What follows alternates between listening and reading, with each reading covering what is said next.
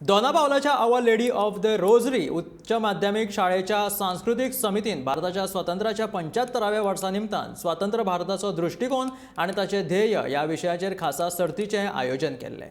सगळ्या विद्यार्थ्यांनी ह्या सर्तीत उमेदीन वांटो घेतलो। स्वतंत्र भारताची प्रगती मुखार हाडपा खातीर विद्यार्थ्यांनी इतिहासातले प्रसंग तशेंच सद्याच्या परिस्थितीचे प्रदर्शन केले।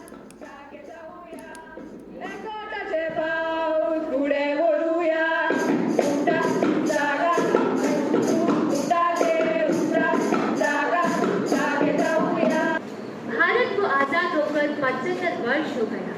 देश इतना आगे बढ़ा, लेकिन हमारी सोच और भाईचारा अभी भी पीछे चला जा रहा है।